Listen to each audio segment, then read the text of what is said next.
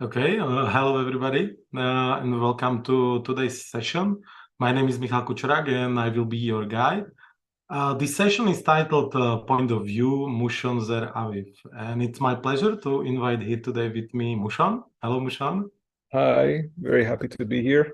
I wish I would have been here in person in Prague, but unfortunately it didn't work out this time. Hopefully next time. Hopefully next time, exactly. Yeah. Super happy to welcome you here. Please, before I pass the word to Mushon, I would like to just introduce the first half of the title of this session. Point of View is the title of the new educational exhibition that was just recently opened in DOX Center for Contemporary Art in Prague. The concept is focused on mediation via educational activity, so it's more than just a traditional exhibition, this concept is called educational exhibition, and it combines contemporary art and design practice with social psychology. It's mostly focusing on the concepts of error and stereotype. Next to why we have Mushon here today is that his installation he will introduce today through today's session is presented at the point of view next to the installation by EPOS 257 and also by installation by Matěj Hájek, which includes an AR installation that was produced by School Studio in cooperation with Ogio and Petr Vančura. Also, this event is part of the FUK Festival. FUK Festival is focused on creative learning and started on 13th of April and will continue until 23rd of April. So definitely, if you have some time and you would like to take your kids to the gallery or visit some program with your video school group, or just visit, for example, the festival Výtvarka on this Sunday, you are definitely welcome to join. This festival is co-organized by Uměním, DOX Prague, SPKV, and Prague City Gallery. But also in the program, you can find events, still some of them from more than 50 cultural organizations which focused on art mediation. The theme of this year's festival, this year's edition of the festival is change. And I think this topic is also something we will be a little bit talking today, because as a society we are facing many changes, not just in rapid development of the technology, which will be main focus of today, but also radicalization and of course climate change. And now let me introduce Mushon Zer-Aviv, designer, researcher, educator, and media activist based in Tel Aviv. He's currently writing a non-fiction book on friction and flow, political design of theory of change. Mushon, between many other things, he's a co-founder of design studio show.com, but also he co-created the project youarenothere.org.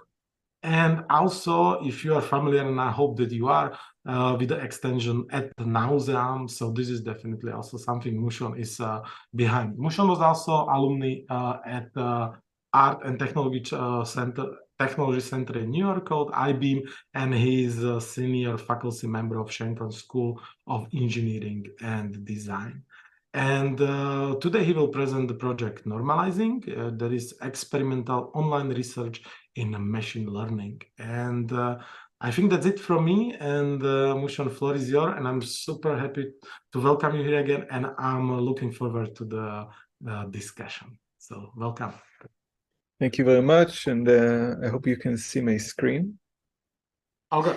Yes, thank you, Michal. I'm super excited for the opportunity to present this work in DOX and to be a part of this festival, as I mentioned.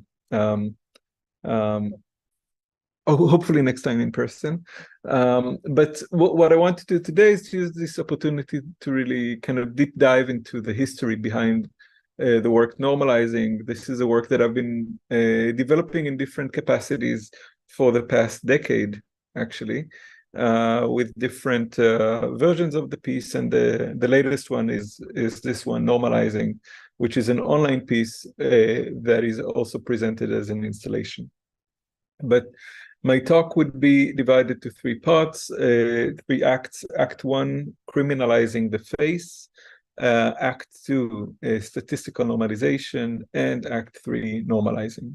So I'm going to talk a bit, the topic is around AI and algorithmic prejudice, but I'm not going to start with the cutting edge of ChatGPT or Midjourney or whatever, but in fact go all the way back to the 19th century. So let's start with criminalizing the face. So we're starting in Paris in the late 1800s, and we have to understand that Paris was changing dramatically. Basically, the city has been growing, and people are coming from outside of the city. And if in the past you would know everyone in your neighborhood by name, by heritage and everything, all of a sudden there are a lot of new people and a lot of new faces that you don't recognize, and that really really shifts the social fabric of the city. And because you have strangers, you didn't have as much strangers before. That's as a process of both industrialization and urbanization. And if in the past the policeman would know everyone by name and could actually knock on their mother's door and say, you should discipline your kid. You couldn't do that anymore, and then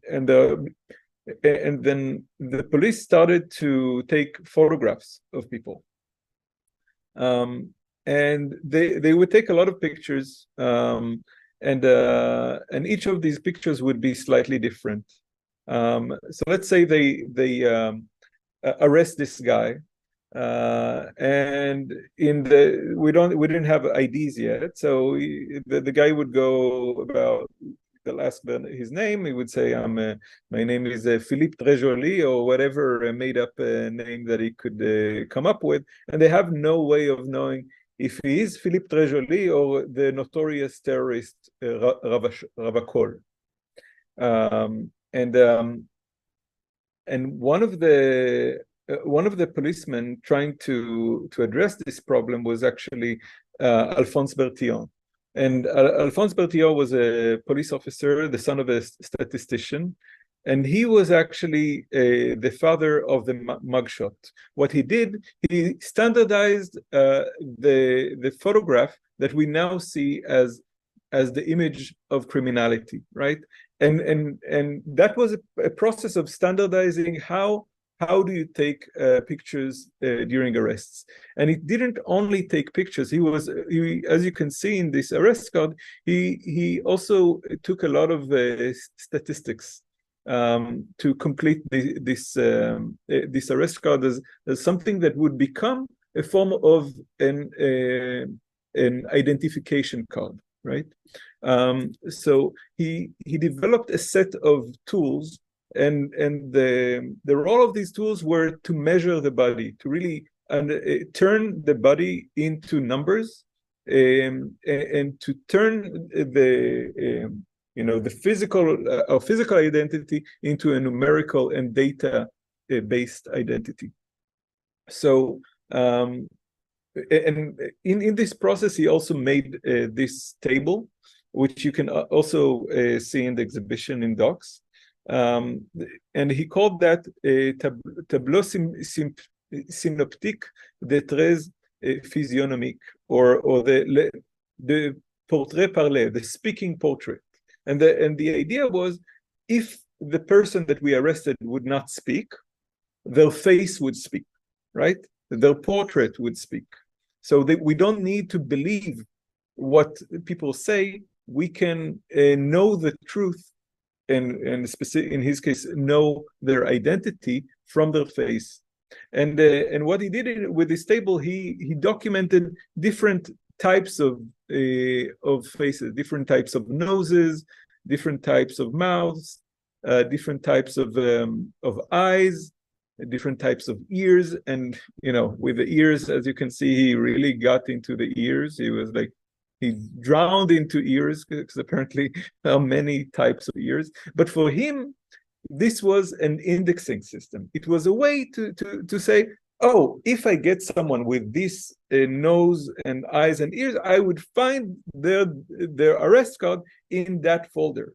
So it was only an indexing system in his case, but that was actually something that was pretty revolutionary when it comes to police work and forensics, and his system, the Bertillonage, have become the standard for how the police would use photography in the event of an arrest, and that system spread all around the Western world, and you could see these type of arrest cards in the UK and in the US and all around.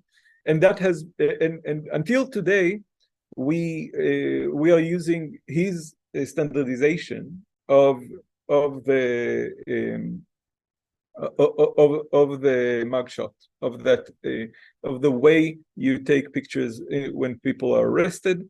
But the Bertillonage, the indexing system that is based on these measurements, only held up for about 8 years. And it was replaced by the fingerprint. And obviously the fingerprint was much easier to collect, much more precise and much more elegant than the whole shebang of the Bertillonage. One of the main developers of the fingerprint technology was this guy, Francis Galton. And Sir Francis Galton, a British statistics pioneer, was a big fan of Bertillon's system. He was actually Darwin's half cousin, and he in this picture, which you can also see in the exhibition, this is from a visit to Bertillon's lab. Bertillon would not only take pictures of criminals, he would also have guests in his police studio, where he would take kind of half-joking arrest cards, documentations of distinguished guests like Francis Galton.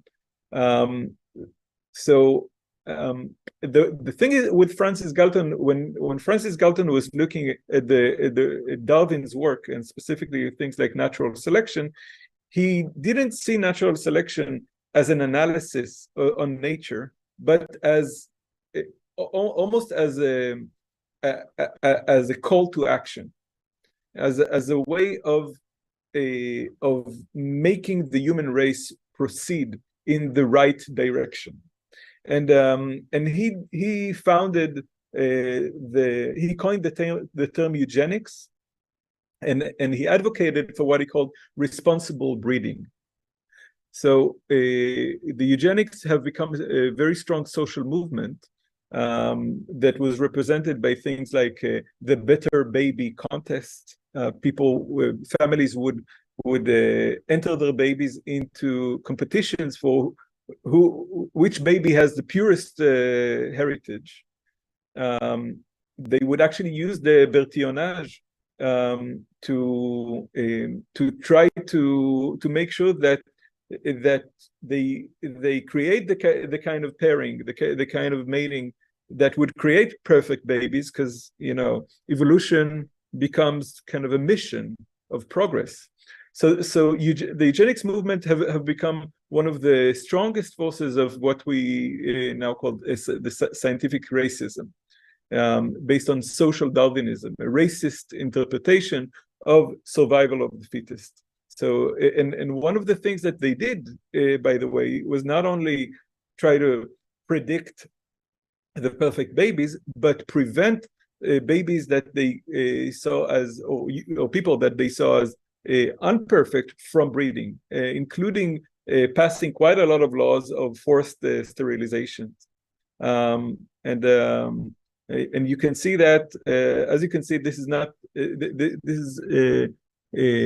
not from France or the UK. This is from the US, that was a pioneer in eugenics. Some people are born to be a burden on the rest, right? So states in the United States have actually passed laws of sterilization, and eugenics have become a very, very strong force in the Western world in general, but in the US specifically. Until World War II. And in World War II, eugenics was a great inspiration for Nazi ideology as well. What you can see in this poster is this is a propaganda for Germany's T4 euthanasia program. And it says this person suffers from hereditary defects and costs the community 60,000 Reichsmark during his lifetime. Fellow German, that is your money too. And for better or worse, you know, that's the understatement of the centuries. For better or worse, after World War II, that was not cool anymore. And eugenics have stopped being such a legitimate force in around the world, following the horrors of the Holocaust. And if we go back to Bertillon, Bertillon actually, as we remember, he used it. Bertillon's primary concern was to identify perpetrators as a means of law enforcement by creating a record of unique information about each individual's physical appearance rather than the criminal tendency. So if we compare Bertillon and Galton, Bertillon used data to look to identify the past, and Galton used data to predict the future. Okay, so that's something that we should hold with us going forward. Act 2, statistical normalization. So we go a bit further in history to the mid 20th century, to Alan Turing. Alan Turing, the father of computing as we know it today, the father of programming specifically. He's one of the developers of the Enigma machine that was used one of the developers who cracked the Enigma code that the Nazis used to encrypt the messages to their U-boats, and specifically after World War II, he became a pretty leading theorist in thinking about the potential of computing in general, and specifically he's known for in 1950. Let's watch this short clip. And in 1950 he published a prophetic essay. I propose to consider the question, can machines think? This should begin with definitions of the meaning of the terms machine and think. The definitions might be framed so as to reflect as far as possible the normal use of the words, but this attitude is dangerous. This attitude is dangerous. One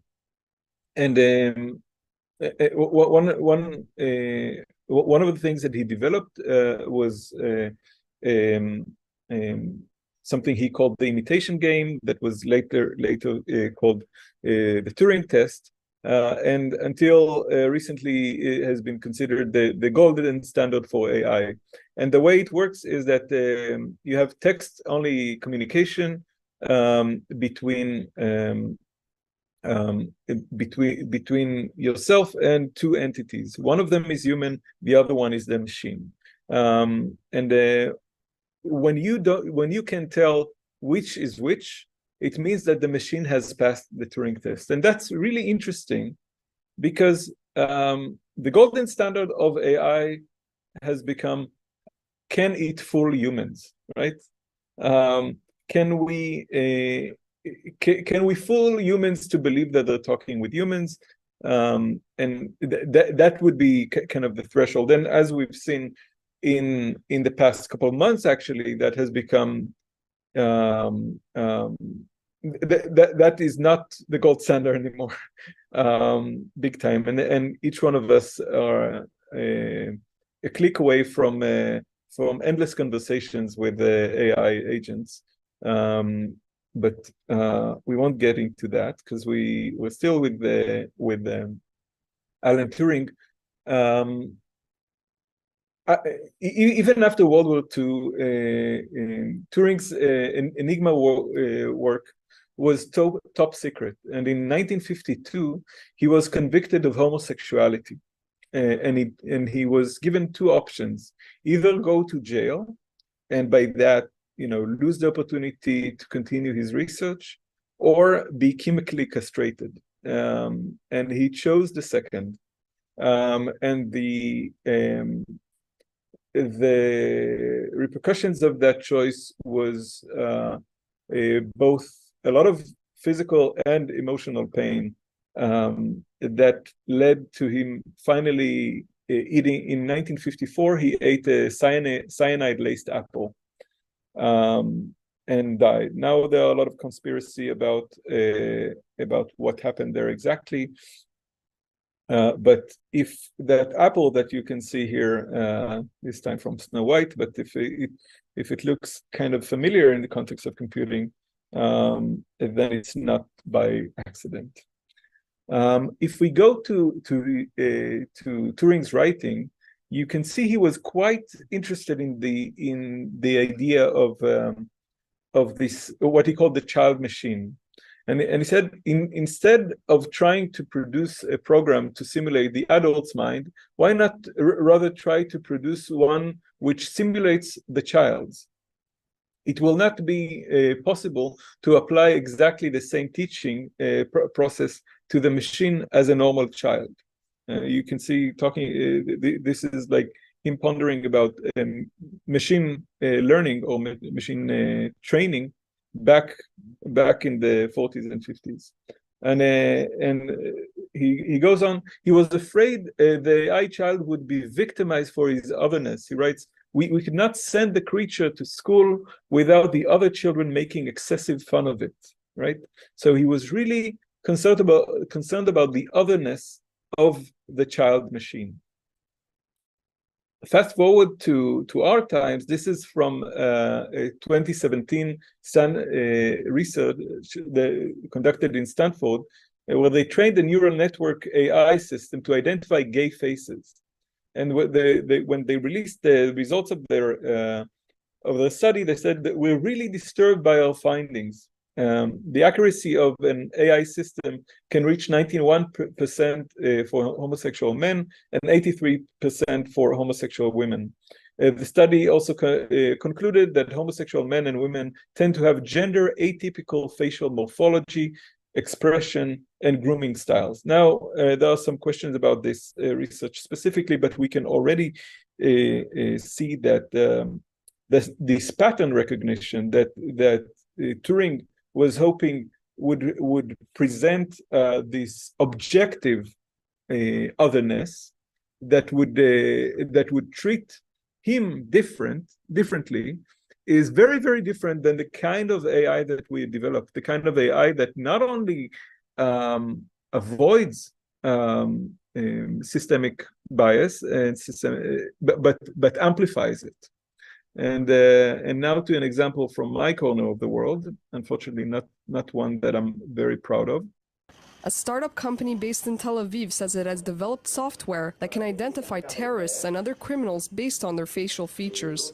Faceception's learning algorithm program uses 15 classifiers and genetics to uncover an individual's personality traits. We see many signals in the face which are coded from the DNA. And this is a way we can make analysis or personalization of anyone. Of anyone, right? Of anyone. This is like anyway. Another example that is kind of more nuanced, maybe. Now, as you can see, the camera is panning to show Wanda's face. It's following her around. But as soon as my blackness enters the frame, which I will sneak into the frame. I'm sneaking in, I'm in there. That's it. It's and over. There we go. It stopped. My hands are here. Wanda, please get back in the frame. Get back in. As soon as white Wanda appears, the camera moves. Black Desi gets in there. Oh, nope. No face recognition anymore, buddy. I'm going on record, and I'm saying it. Hewlett-Packard computers are racist. I said it.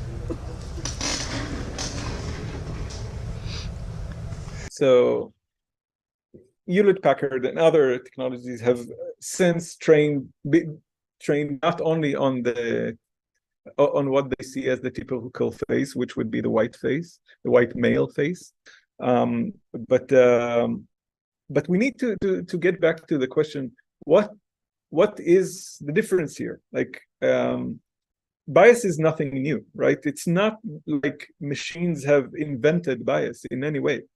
When we have a human looking at human, we have, the subconsciously I ask myself, do I see a face? The machine calls that, or let's say a human looking at human, do I see a face? Do I recognize this face? Does this face seem okay? We translate that to machine looking at human. Do I see a face? Would be face detection. Do I recognize this face? That would be face recognition. Does this face seem okay? Would be face analysis, right? So, and we've been biased before machines. We didn't need the machines to be biased. So what's the difference here? And I would argue that the difference is here in the eyes. It's not like machines don't have their own versions of eyes, but the eyes are not connected to a face and a body and the personhood.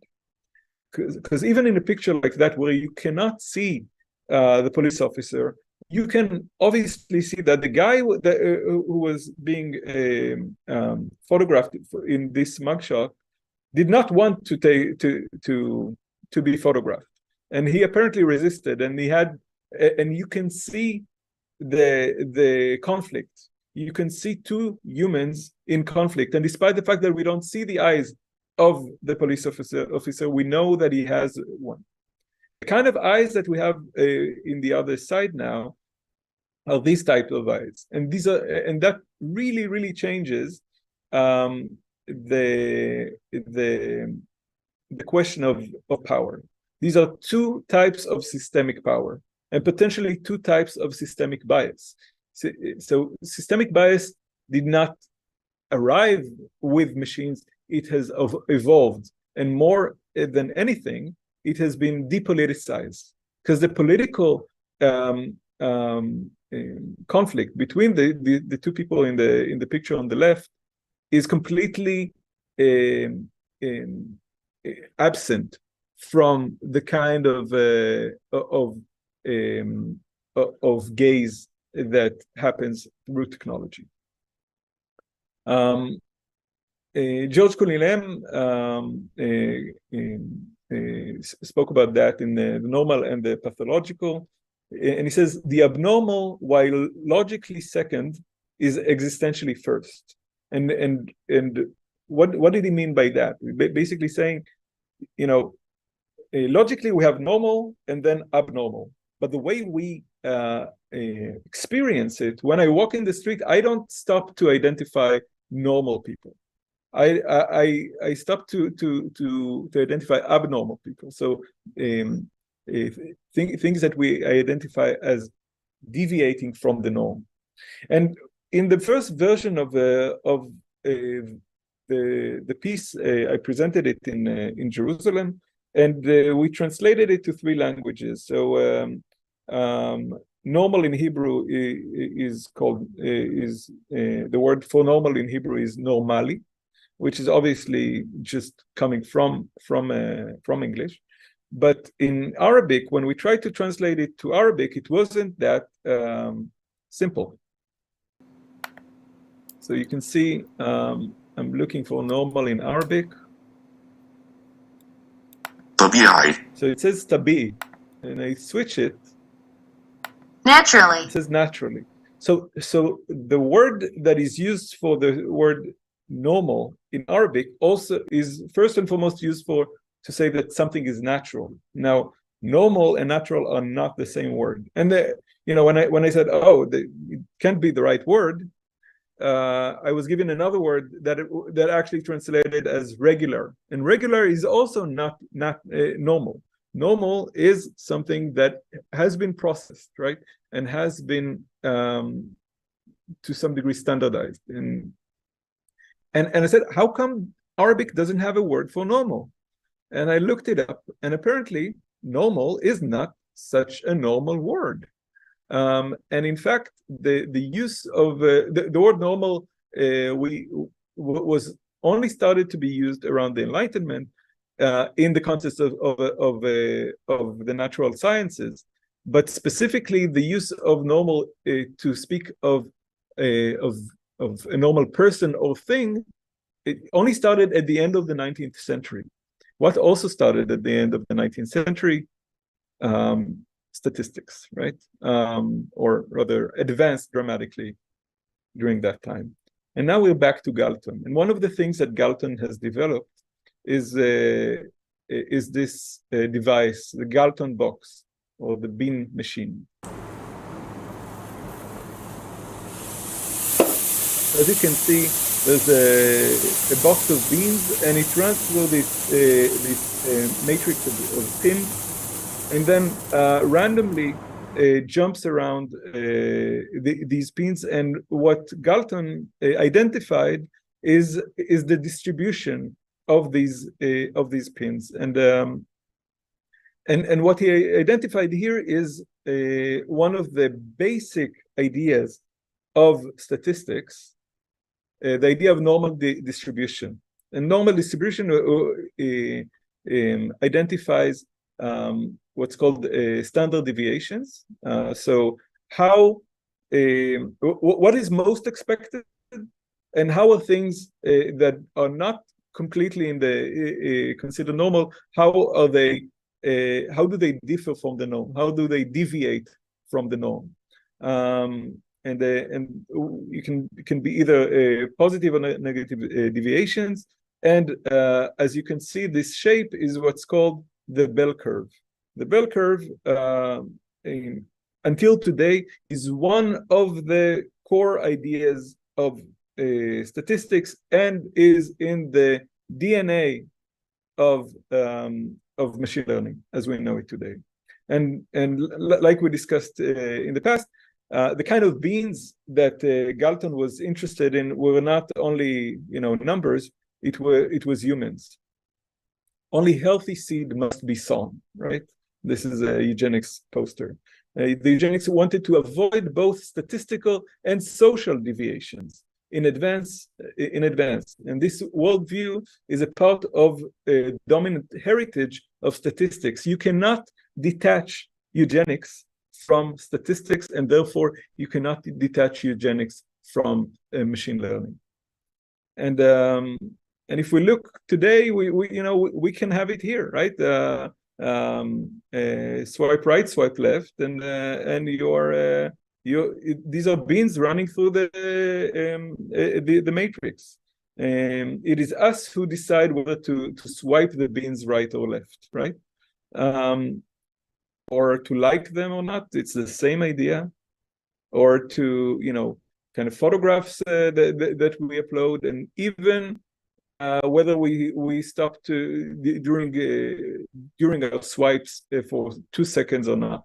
Like, all of that is data that is creating normalization, right? That is creating both the normal and the deviation from the norm. Which brings us to the piece, normalizing. So normalizing is a web-based piece, but also an installation. Here we can see how it's presented in Dortmund in Germany. And this is from DOX, actually. And rather than me just telling you about it, I'm going to allow you to try it out. So feel free to scan the code, and I would recommend that I can actually put the link in the chat, but I would much prefer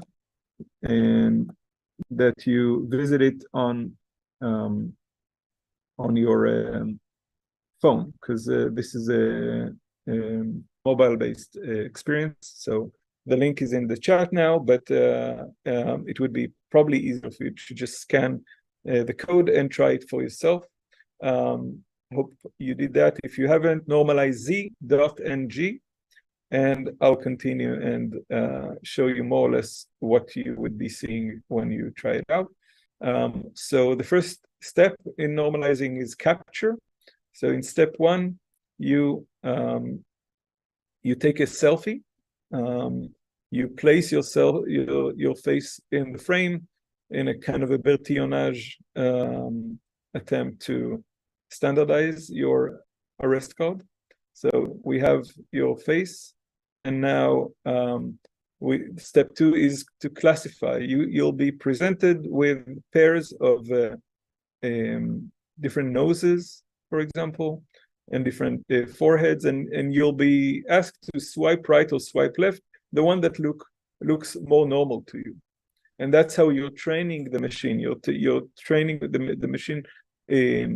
How does a normal eyes, mouths, ears, noses look like, all the way to faces. And the final step is analysis. And in the analysis, we actually see a map that looks like that. You can check it out in the website as well.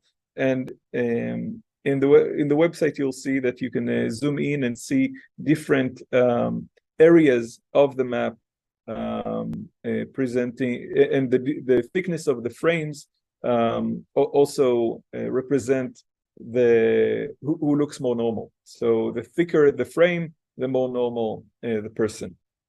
Now, I will let you try it out yourself, either on your phone or on your desktop. But even in earlier versions of the piece, what was interesting is when how people interact with it, and how they get excited about the selfie, about this opportunity to point at the one that looks more or less normal.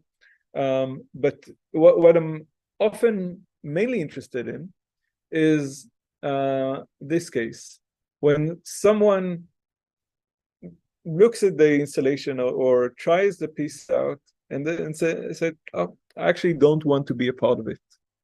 And that is probably one of the more interesting responses, and the more interesting conversation that I have is with people who want to opt out of this normalization.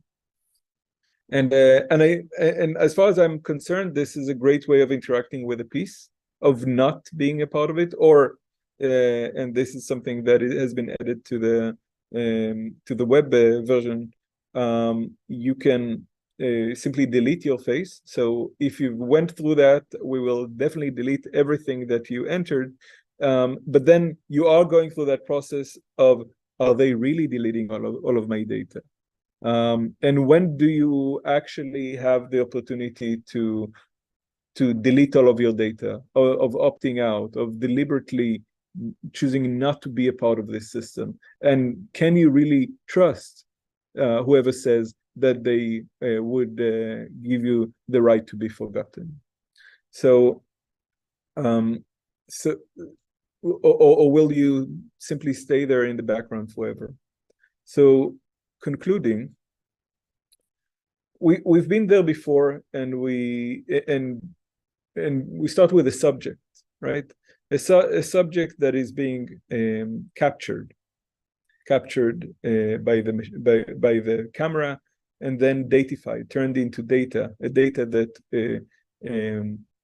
is added to a data set. And the data set, as we've seen, has two main affordances. One is identification, as we could see in the case of Bertillon, and the other is categorization. And both of them actually feed into a model of how would a perfect baby look like, right? And that model feeds into an analysis. The analysis feeds back into the model, and so on. And all of that is, you know, if it would have only stopped here, then it would have not been very nice, but would you know, wouldn't be as horrible as we've seen it become. But it does not stop there. It goes into action, right? We've been there before, and we decided against it. But now we're back, right? Subject captured, and this time captured even with no arrest, right?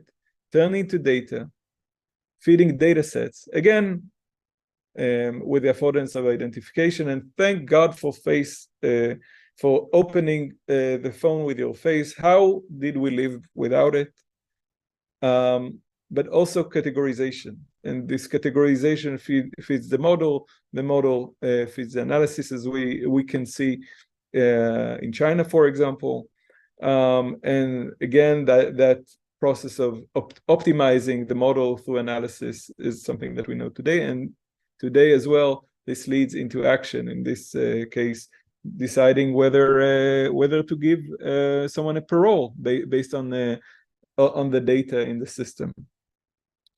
Now, the response to that kind of a technological systemic bias is often an attempt to identify where we have bias and look at it as a bug that needs to be fixed. But if we're trying to look at bias, there's bias all through the system, and you're trying to ask, what does it mean for the system to not be biased? Is the bias a bug or actually a feature of the system?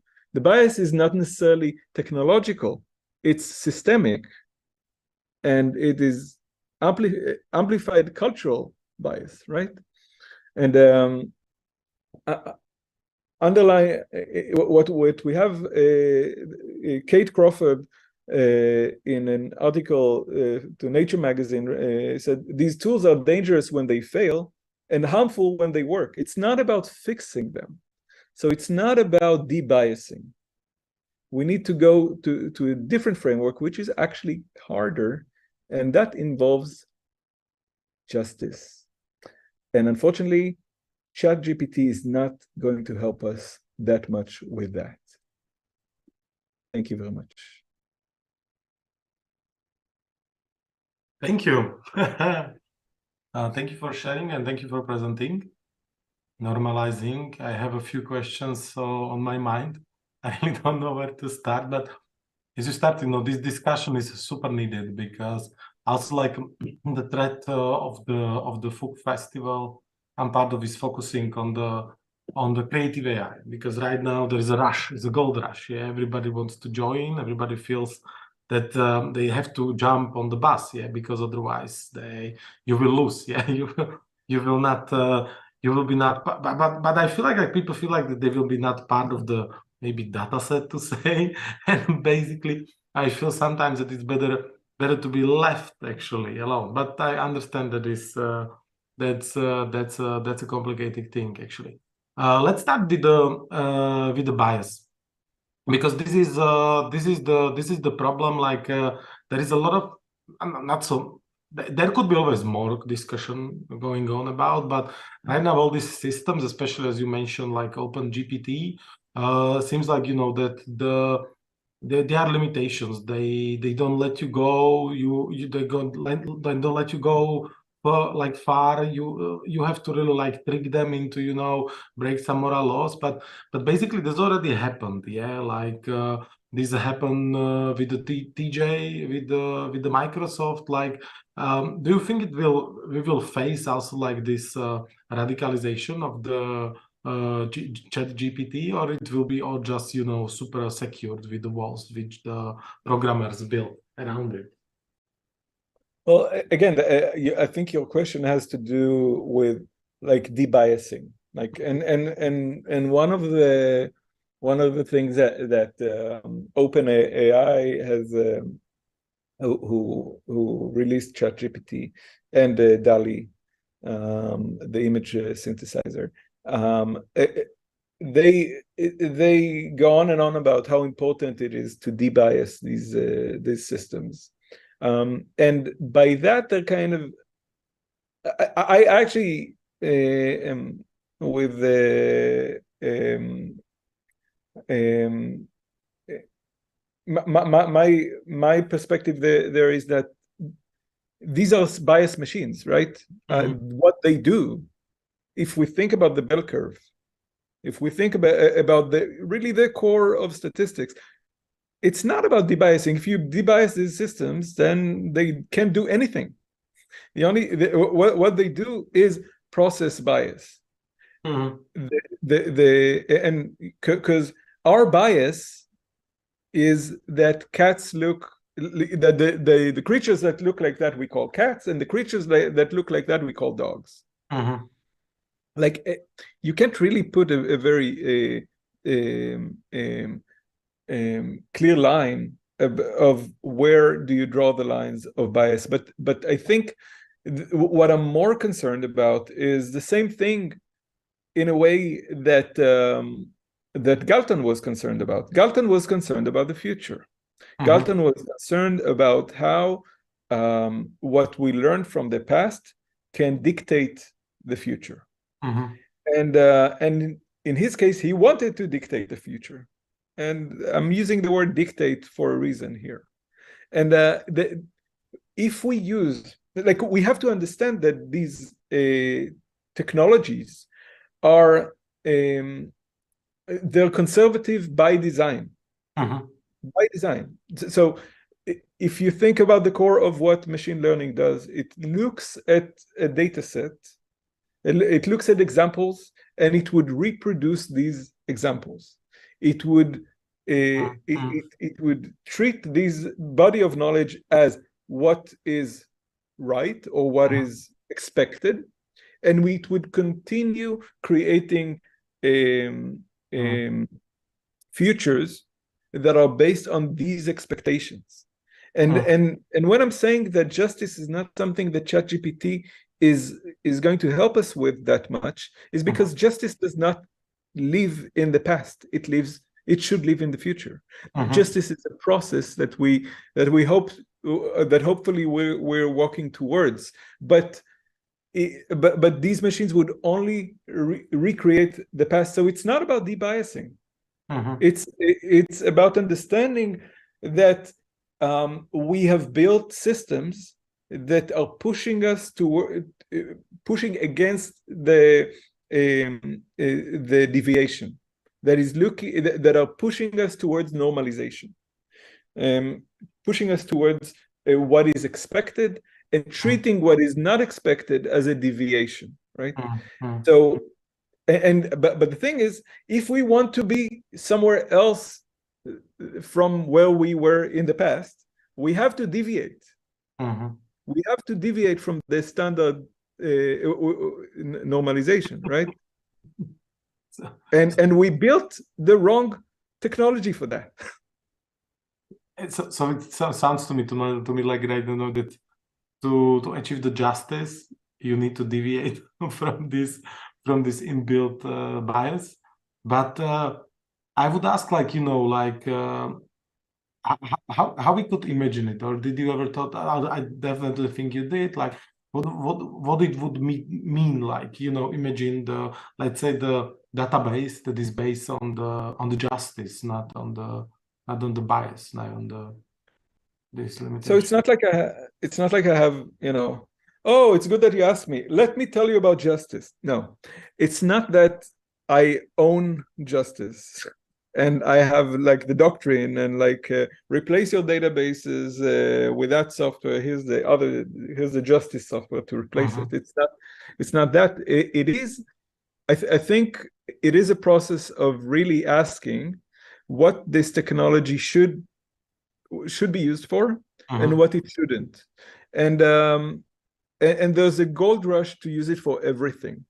Because it's amazing and it's fun. I'm not a purist at all, and I'm using AI in my own work. And I actually think that there are a lot of things that we should predict. And in fact, when I'm saying that these technologies are conservative, I'm not saying that conservatism is necessarily wrong.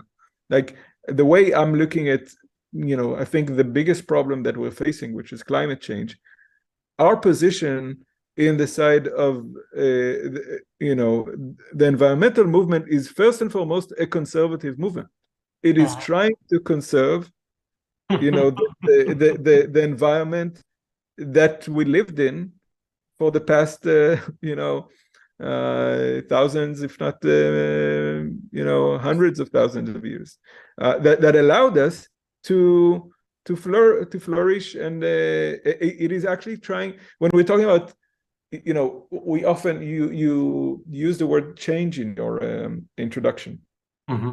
And we think of change, of the word change, we immediately have like starry eyes and think, oh, this is a change makers, right? Like this is an action for change.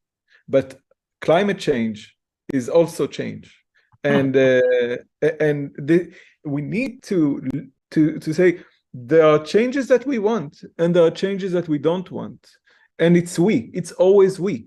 So it has to be a social thing, and this is not a part of this talk, it's a part of other talks, but I'm working a lot on developing ways of finding that change that we want versus the change that we don't want, and how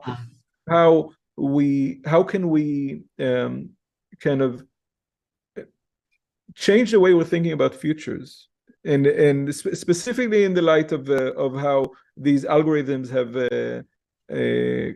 kind of colonized our imagination, because it's like our imagination has for years now have been framed through how does the future look. Immediately you have pictures of flying cars and stuff like that, or robots. And why isn't the future just like about relationships, about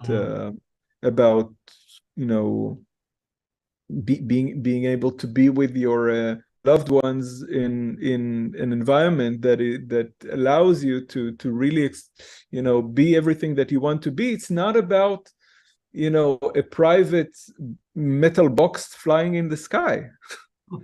but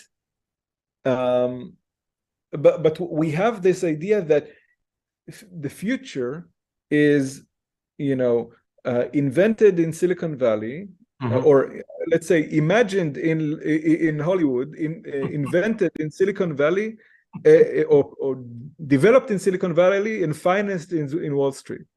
No, there are other ways of imagining futures, and I don't know. As you mentioned in the introduction, I'm coming from Tel Aviv, in a very specific time in my country's history, where all of a sudden, because the extreme right-wing government that we have right now have decided to break all of the rules and rush towards the end of democracy.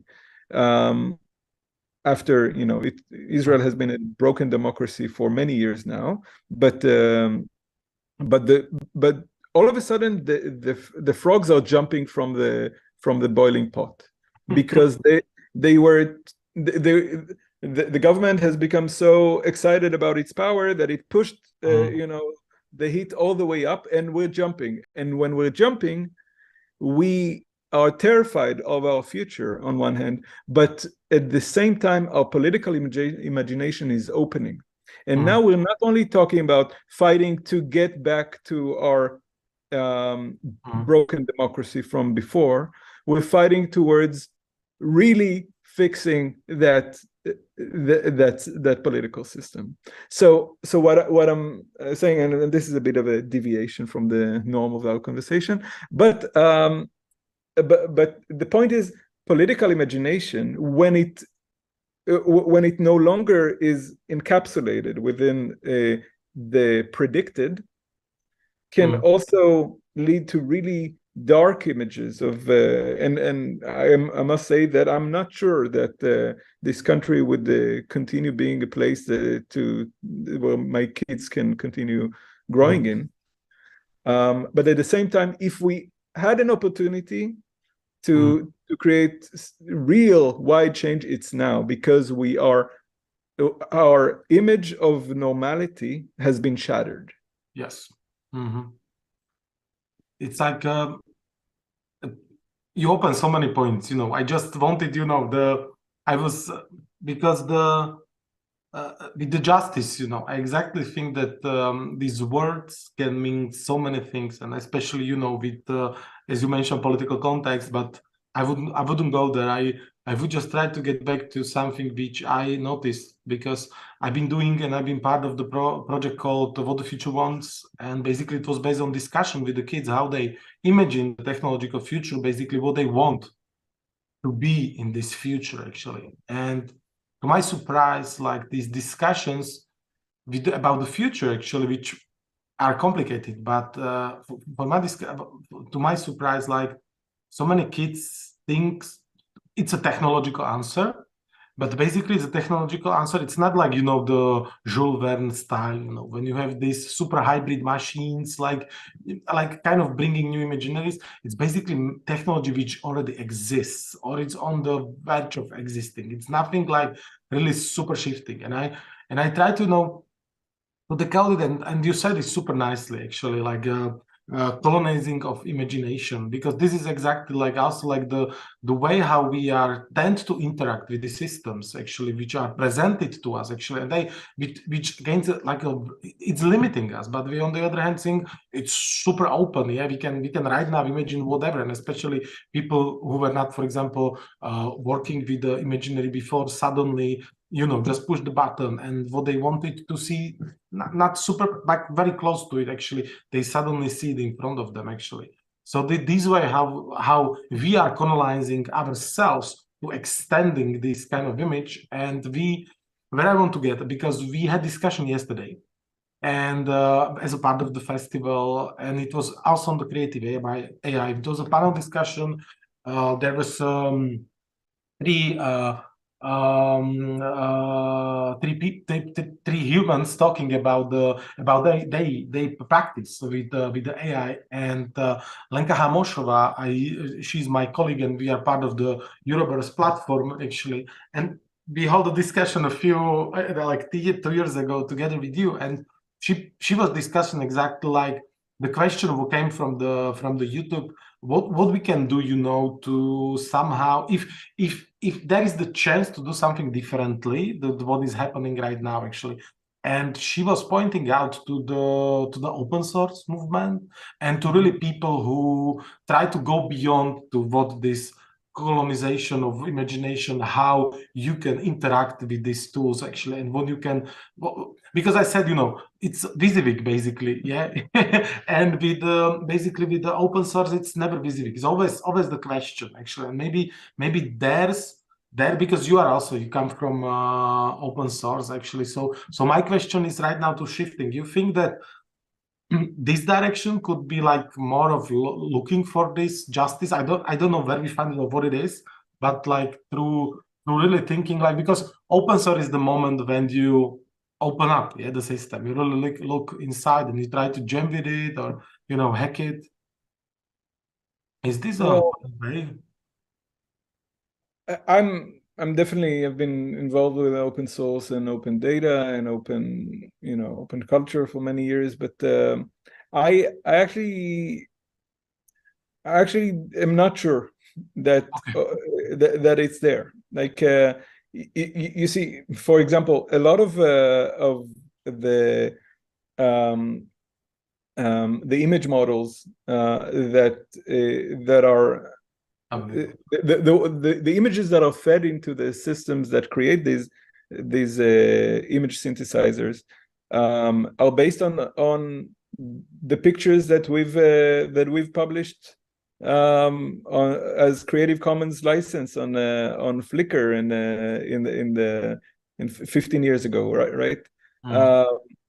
Open culture and open data and look, ChatGPT is writing code using open source code that it reads from GitHub, right? So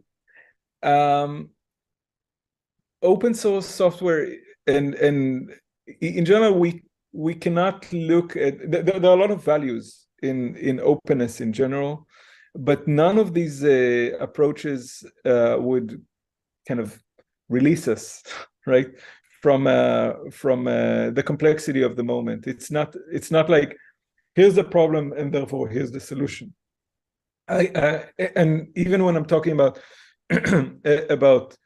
futures literacy or kind of political, kind of flexing the political imagination, it's not a technology, and it's not a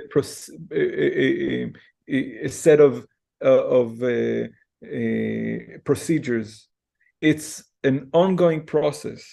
And the good news is that machines won't replace that. So there's room for us, and I think it really ties into creativity. I'm looking at, like, one of the things I'm looking at now is like how we draw, for example, like even sketching and drawing, like what happens there. I'm starting to draw and the image appears in front of my eyes, and the possibilities are changing so fast when I just move the pencil on the paper. And I'm discovering something that didn't exist there before. And that can lead to tons of directions. And I'm not saying that AI doesn't have room there. It actually can have room, and it can maybe, even challenge my normalization. But at the same time, there should be an ongoing process of discovery and openness. And here I think that the openness of futures is important more than open source, open data, open culture, open whatever. That openness to really describe where we want to go is key. Nice. That was a super nice answer, that we get from the. Yeah, maybe that was like from the justice to this concept of openness, actually. And because also yesterday, we talked about it through the discussion. There was the point, that, yeah, of course, that these tools are already there. Yeah, you today introduced us to really how important is think through the history of it, the development, not just, to be super flooded by what spectacularity it can produce, but really think through the history. And also again the discussion there was that maybe the interesting thing will be that because it's extension, it's extension of our capacities, extension of our mind, and of course use it because it can brought something, yeah. And but maybe what will be interesting that it really open us to our own body, and as you were, showing how to draw, because this is also something for me troubling, actually, that how we exchange these capacities our body had, or especially right now our minds had, and we can see it with the Google. Yeah, people are, we tends like, especially I'm again talking when I'm talking to kids, like lazy to memorize, because everything you can just search. Yeah, that the memory is exchanged by the search. But we have question from YouTube, but first there is also one on the Facebook, and I think maybe this one hits better, because the question is like, can we support the desired deviation by technology? Well, that's a good question. So if I understand it correctly, I actually actually am interested in that, and I'm trying to look at that, and I think there's a lot of potential there. And I don't know who asked the question, but I think this is somewhere to dig in, because one of the things that these systems can do is create a lot of possibilities quickly, right? Like if I'm using Midjourney, for example, and I describe an image, I would pretty fast get 4 options, right? Not 1 option, 4 options, and I can start. I think it's a matter of creating journeys, right? But we have to remember that these journeys are based on a certain normalization, and within the normalization, like the way stable diffusion works, one of the core the leading algorithms that create these kind of generative systems is through a certain level of randomality. So, you know, if it was only normal, completely normal, it could only create a straight line. But it has to have some diffusion to create that image, to like the background of your Zoom, to create this specific angle of how to create that image. That's a bit abstract. I hope that makes sense. But the point is, I think one of the things, one of the values that can come of these systems is to visualize to us our kind of echo chamber and how our expectations, and one of the approaches that are used now for investigating bias in algorithmic systems is called counterfactual explanations. And because one of the problems with the systems is that they're often protected by copyright law, and then and even if you have complete access to the machine, it processes so much information and looks so many data points and calculates them in such intricate processes that it's really hard to, you talked about open source. Even if you look inside the lid, even if you have access to the code, it's not in the code. It's very, very advanced processes. But what they do with the approach of counterfactual explanations is that let's think, for example, on trying to identify biases in a system that sorts through CVs. Right. This is actually something that I looked into. Let's say I'm applying we have 1,000 CVs that are applying for a certain job. Let's make the classic example, the CEO. I'll give it 2 CVs that are identical. In one of them, the name is a name of a man, John Smith, and the other one is Jane Smith. Would it always put John Smith on top of Jane Smith? If it would, then we cannot use that algorithm. We don't know why, but we can't use that algorithm. Why? Because it is not its bias. It is processing and amplifying our bias, right? And until it stops doing that in whatever way, we cannot use that. So kind of reverse engineering that process, I think it's kind of fighting fire with fire, using the algorithm to kind of expose our own amplified bias, right?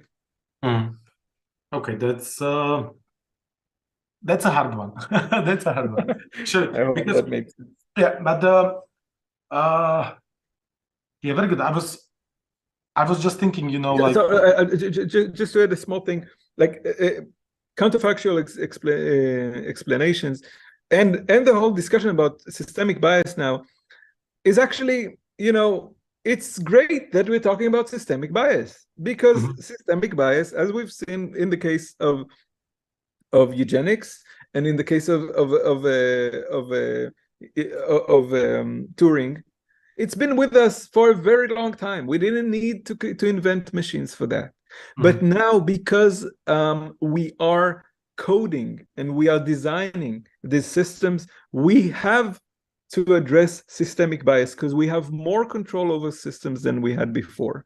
And the, you know, systemic bias was a part of bureaucratic systems for a long time, but we didn't code them. We didn't have access, and we didn't have a public debate about that, and we didn't have, you know, I think the fact that you can play with ChatGPT is amazing. I think everybody should play with ChatGPT and with Midjourney and the likes, because we need to probe these things. We need to poke into them and try to say, oh, it does something that I like, it does something that I don't like, or something that we don't like. It's a reflection, an amplified reflection of what we've defined as normal. And it's an opportunity to back to the great question that we got from Facebook. It's a way of really questioning what do we think about this reflection. I will just because the time is running super fast actually, and but still, like as you were mentioning, you know, the algorithms that is predicting the sexuality based on the profile picture on the actually. We use this example exactly in the programs in discussion with the kids actually about like how they feel about it, and if this is something they want for in their technologically like infused future actually. But the second example, which there is, and you were mentioning, you know, the two bias, two CVs in front of the director. There is this other algorithm developed by Goldman and Sachs, or for Goldman and Sachs, and this algorithm is comparing through the online interview and checking all the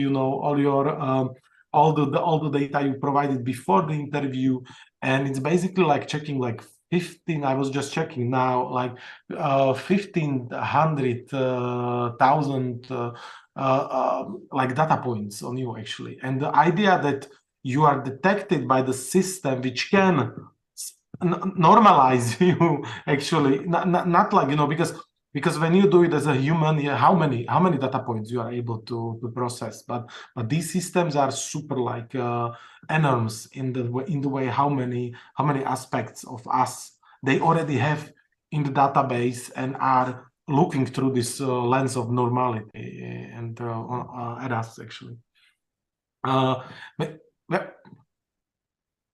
Maybe that is the question from the YouTube now actually, but it's tricky one actually, because the question is like if there is a chance to protect as a user.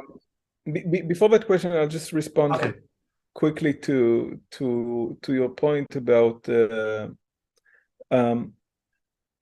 there's a concept that I'm really falling in love with now, that we should stop calling ourselves human beings. We're not human beings. We are human becomings. We're not a static thing. We are not a data set. We are, and that connects to my research, we are something that is constantly changing.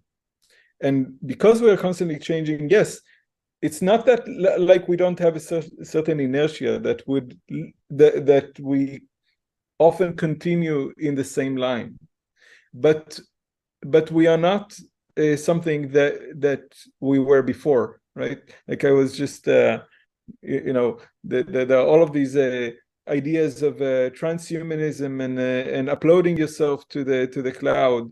Like, if I upload myself to the cloud, what is myself? What is this data set? Is this the data set of Mushon as a 5-year-old, as a 16-year-old, as a 25-year-old? Mushona is 46 years old, like I am right now. Mushon before this conversation, before Mushon after this conversation. Mushon when he's almost dead. Broken leg, without broken leg. What is this data set? What is this human being? It's not like we have always thought of ourselves through the latest technology that we have, if it was a steam engine or whatever.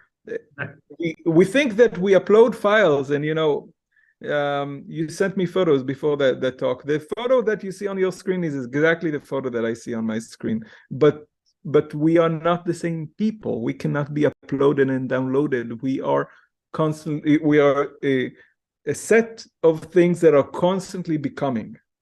And if we're constantly becoming, the idea of here's the data set that would predict what we are and what we can be is a very limited and very techno biased, as in biased by the way we use our technology, not the kind of amplification that we talked about. It's a very techno-biased way of looking at who we are and what we can become, right? Thank you for this. This is also super important, like to keep on your mind, actually, because this concept really of the becoming, actually, because it's really there, and as you said, that the system cannot be de-biased.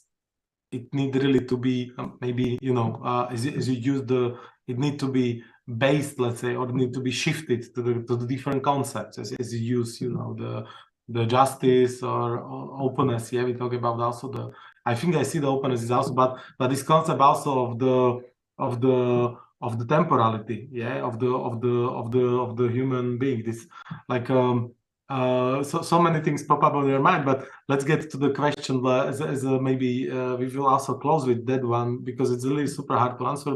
And this very reminds me, because also like there is this announcement from Adam Harvey, which says that your selfie is already your part of your algorithmic profile, actually. And the question is like, can we as users, as a human becomings, like somehow protect the data on the internet, like the face data, and is the way to be hidden, actually? So I think I'll answer that through so face. The reason that I'm talking about face recognition is not because I think that that the data of the face is the most important data. It's more because that identifying faces is how we've come to process identity way beyond before digital technology. The way we process identity today is way beyond the face, right? And with all due respect to the kind of predictions that some people think that they can make from effective analysis of face detection, face analysis, there's so much more data in the way you scroll your Instagram feed, and it's much more useful for whoever is trying to manipulate your behavior than how you move your face. So I'm less interested in protecting the face. I'm actually much more interested in the kind of data that is gathered on us for profiling. And in the introduction, you mentioned Ad Nauseam, which is another project that we don't have time to get into right now. But the approach in Ad Nauseam, and you may mention Adam Harvey, and Adam Harvey has been using that approach as well in some of his works. is obfuscation. So obfuscation, rather than hiding myself, is hiding myself would be like camouflage, right? So I'm looking at the environment and I'm trying to blend in with the environment. Obfuscation is the opposite. It's actually changing the environment, so the environment is no longer normal. And what we did with ad nauseam specifically, it's an ad blocker that actually clicks every ad that it hides, and by that it means that you can no longer normalize what my profile is, and beyond that, it's not only protecting myself, it's also shifting the idea of what normal is, right? Because there are actors that cannot be normalized within that system. So I think when we talk about protection, we should not think about protecting myself, but shifting that framework of normality. And that's both technological, but first and foremost, it's cultural, right? I think that we will have to, because otherwise they will turn us off. But yeah, I think this is the super also the ending with the discussion. We could continue. We already are a little over, but the point is that what you just said actually, it's exactly like what popped up on my mind when you were obfuscation.